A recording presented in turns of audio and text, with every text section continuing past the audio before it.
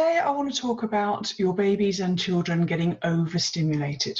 Of course, I love the fact that parents and carers like yourself want to interact with your children, sing the songs, do the games and some of the activities.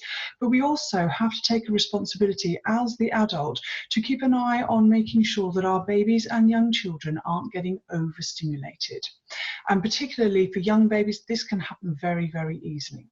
Of course, the knock-on effect is that babies who are overstimulated also find it harder to fall asleep at nap times and at bedtime. So it is in our own interest as well as parents and carers to make sure we know when to pull off the throttle a little bit and calm things down, okay? So the sorts of things we need to look for are disengagement cues. So for example, they may show behavior like, kind of turning their heads away, not wanting to interact with whatever you're doing with them. They may start hiccuping a little bit, may start fussing. Their body movements may become a little bit more jerky, and they may try sort of pushing away from the parent or carer or rolling away from whatever it is you're looking to do.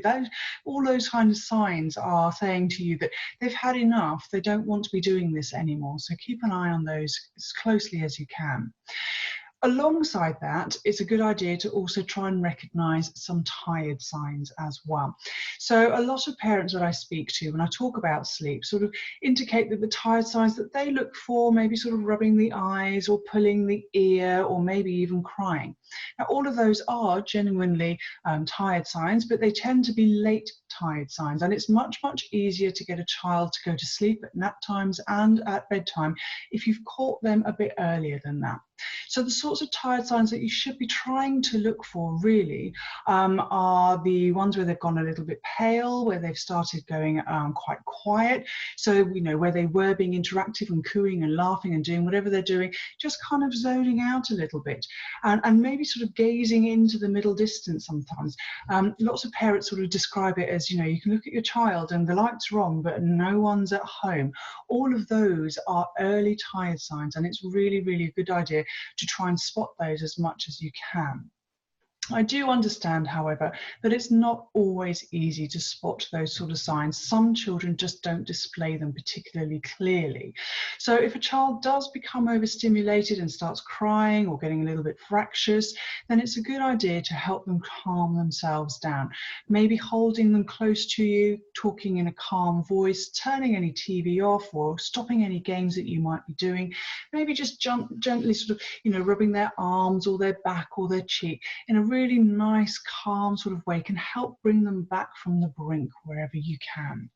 For younger babies, sometimes if you stand sort of against or near to a plain wall and put your baby over your shoulder so that they are looking at the plain wall behind you, because there's nothing for them to focus on, sometimes that can help their brain just kind of wind down and switch off a little bit and bring them back to a point where actually, yes, they now recognize that they're tired and could be ready for sleep.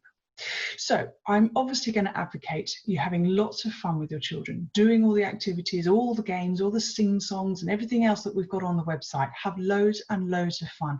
But please, please also try to take responsibility for making sure that we don't overdo it with our children, to try and spot those disengagement cues, those tired signs, and learn when we need to sort of bring it back a little bit and calm it down to allow our children's brains time to process all the new sensory information that they've been taking in with you.